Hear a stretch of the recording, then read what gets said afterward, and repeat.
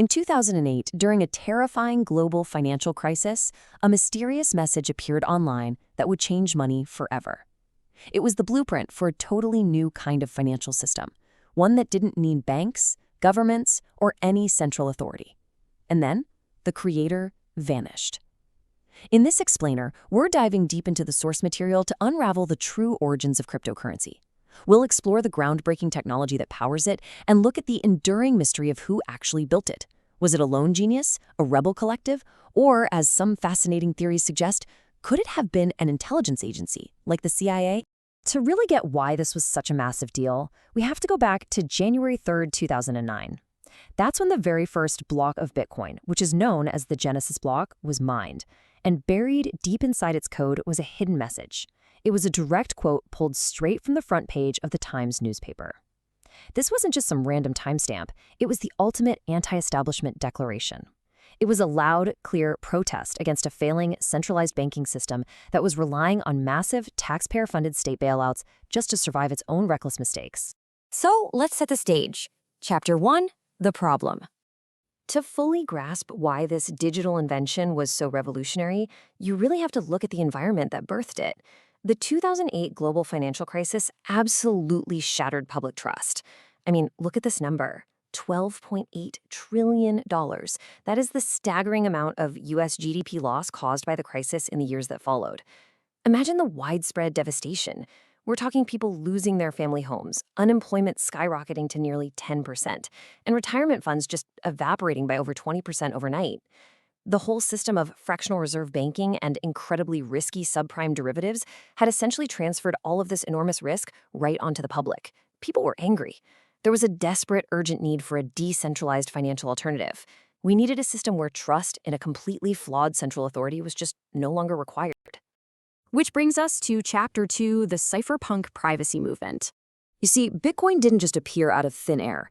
It was actually deeply inspired by a movement that started way back in the 1980s. A rebel collective of brilliant cryptographers, known as the cypherpunks, fought passionately for user privacy. They firmly believed that strong cryptography was our only real defense against mass surveillance. Over the decades, they launched a whole series of digital cash experiments to try and ensure privacy. In 1989, David Shum created DigiCash, but it still fatally relied on a central bank.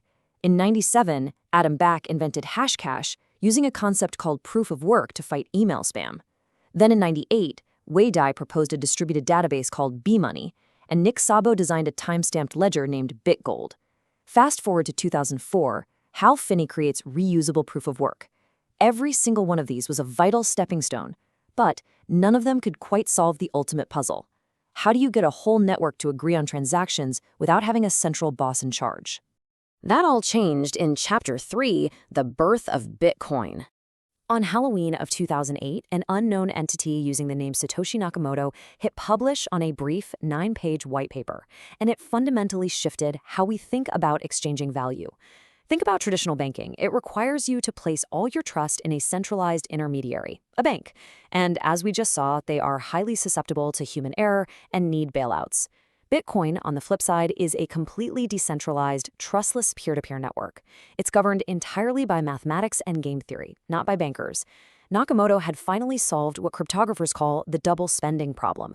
They figured out how to ensure a digital token couldn't just be copy-pasted and spent twice, and they did it without ever needing a bank to verify the transaction. So how does it actually secure itself without that central boss? Well, this is the sheer magic of proof of work and decentralization in action. First, when you make a transaction, it gets batched together with others into a block. Second, network participants, we call them miners, use highly powerful computers to compete against each other to solve incredibly complex cryptographic puzzles. Third, the very first miner to solve the puzzle gets the right to validate that block of transactions. And finally, that block is permanently, immutably added to the chain. For their hard work, the winning miner is rewarded with brand new, newly minted Bitcoin. This brilliant economic incentive structure aligns the self-interest of independent participants to essentially act as security guards for the network. Now, that continuous chain of blocks, that is what we call the blockchain.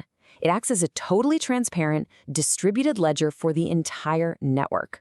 Every single node or computer on the network keeps its own independent, identical copy of this history. And because every single block contains a cryptographic hash, think of it like a unique digital fingerprint of the previous one, chaining them all in chronological order, well, altering a past transaction is virtually impossible.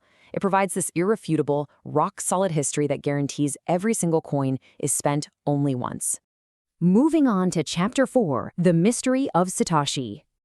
Despite completely revolutionizing the global financial landscape, the true identity of Satoshi Nakamoto remains completely unknown. So let's put on our investigator hats for a second. We've got the top cypherpunk suspects. First, there's Hal Finney, a renowned cryptographer who actually received the very first Bitcoin transaction directly from Satoshi.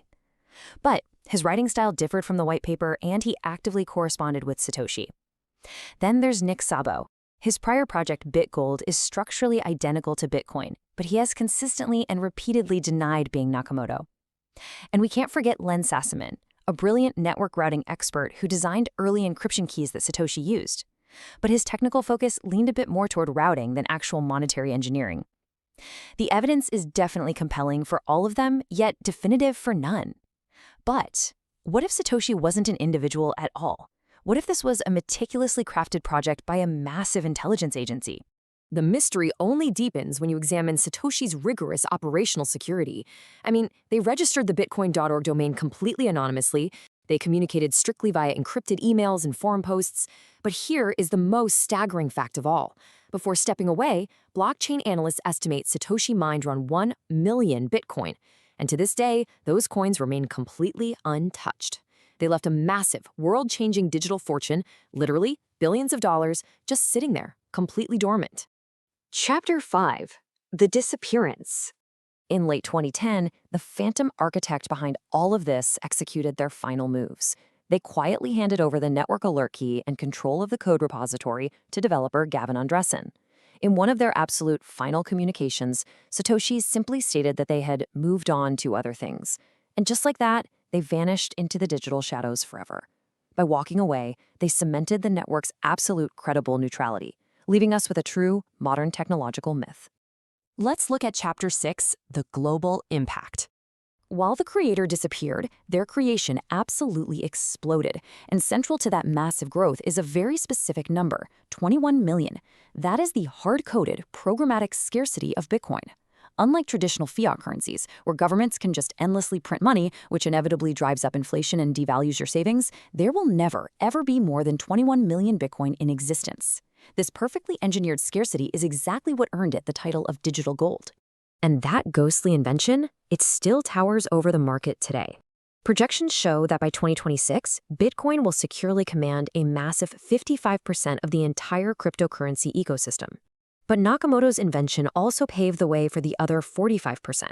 It inspired incredible, world-shifting innovations like Ethereum with its programmable smart contracts and stablecoins, which are fundamentally reshaping how we handle cross-border payments and decentralized finance on a global scale.